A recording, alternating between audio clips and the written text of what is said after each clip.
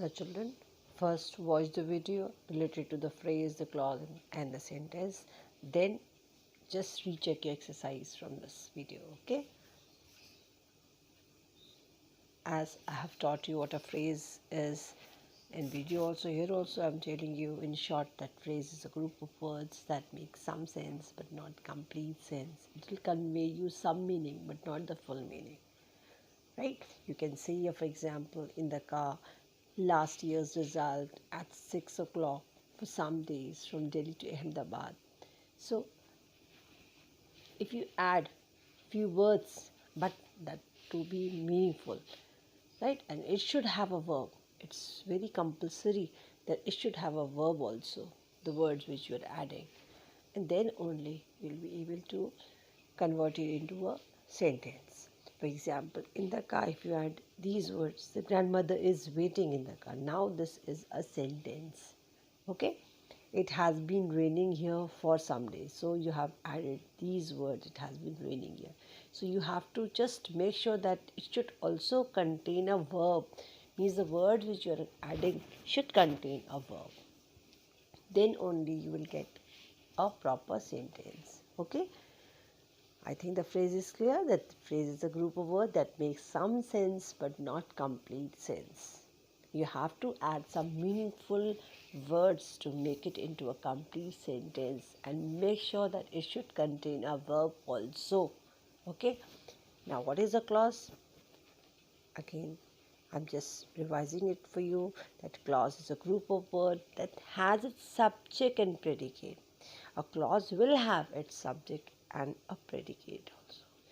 But a clause actually is a part of a large sentence and depends on other part of a sentence to make complete sense. Is it clear? So a clause is a part of a large sentence and depends on the other part of a sentence to make a complete sense. Meaning within a sentence you will get two clauses. There will be two clauses. Each part will have a subject as well as a predicate, but one part will depend on the other part.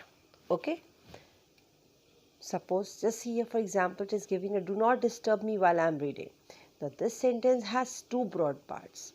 First one is do not disturb me, and the second one is while I am reading a book. So do not disturb me conveys you the full meaning. Okay, and while I am reading a book, this is also conveying you a full meaning. Okay, is it clear? But both of them are clauses, but what is the difference, right? So a part of clause, just see here, the one do not disturb me makes a complete sense. Okay, and it can stand by itself. However, if you say while I am reading a book, if you say this sentence, so obviously you will have a question in your mind. While I am reading a book, if you say this to somebody else, so that person will have a question. What happened? While you were reading a book, what happened? So if you add these words, so now this sentence will be complete. Do not disturb me while I am reading. Okay, this is for the reason you say that part as a principal clause or a main clause or independent clause which conveys you the full meaning, and it can stand by itself.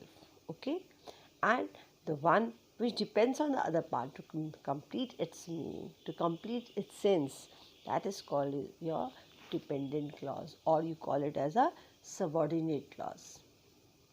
Is it clear? Now, what is a sentence? It is a group of words that complete sense, that makes complete sense, that conveys you the full meaning, right? It should agree with the subject and the verb. It should have a subject and a verb. The mother is cooking food. You can see the example here. It is conveying you the full meaning. I have paid the bill, right? So, when a group of words, they are arranged in such a way that they convey you a full meaning, that is known as a sentence. Okay? I think this thing is clear to everyone. Now see here, You can be asked like this: state whether each of the following group of words is a phrase, or it is a clause or a sentence. So you just read the sentence, read it out, and if it is a sentence, write down sentence. If it is a phrase, write down phrase. If it is a clause, then write down clause. Is it clear? You can see the first one, it is conveying you the full meaning. Arushi is an intelligent girl. It's a sentence. From morning to evening, this is your phrase. When he entered the room, it is a clause, right? But this is your dependent clause. Okay? So right here you have to simply write the clause, not the dependent or independent. But if it is a phrase, write down phrase. If it is a clause, then clause. If it is a sentence, then sentence. So in this way you have to do this exercise. Is it clear? This is asked. Kindly just pay attention to what is asked and then only start doing. Now you have to join the group of words in column A with the column B to make a meaningful sense. Means you have to complete the sentence. You see, right? The team will lift the trophy and just match it with the first one if the captain recovers from his injury. So in this way, just simply match. Now, see the next one. You have to separate the principal clause. Principal clause is also known as independent clause or the main clause, right? And the subordinate. Subordinate clause is also known as dependent, right? From the following sentence. So make sure that the principal clause, other name for the principal is independent or main clause, whereas the subordinate clause is also known as dependent clause. So you have to separate. Just see. Ramya will pass, Ramaya will pass, right? So you write down Ramaya will not pass if she does not work hard, if she does not work hard. So in this way you will be separating the principal clause and the subordinate. Now this is your subordinate because it depends on the first part, that is your dependent clause, right? This is your independent clause, this is your dependent clause. Got it? His grandmother cannot walk as she is paralyzed. So you simply write down that her grandmother cannot walk. So this is your, his grandmother cannot walk. This is your principal clause. As she is paralyzed, subordinate clause. If you spit here and there, this is your subordinate because it depends on this one. You will be fine. This is your main clause. In this way, you have to find out which one is the subordinate and which one is the principal clause. And I have told you also how to find out this dependent and the independent, right? The words which you will find, I have told that you will find such words, right? When, if. Just go through the video and you will find them. Have a look there. So just go through all these exercises, right? I hope this is clear. So as I told you that you will mainly get while, before, when, if, after, because, unless, wherever, right, before your dependent clause. They will carry these words. So it will become very easy for you to just recognize which one is the dependent. And moreover, once you read the sentence, you will come to know.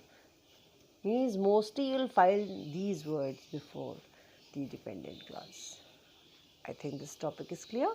So please, beta, first watch the video related to the phrase, sentence and clauses and then only start doing the exercises. I'm just helping you here. I don't want you to copy it because you will find none of the sentence from here. So if the topic is clear, you will be able to do any exercise. So trust yourself and do your best.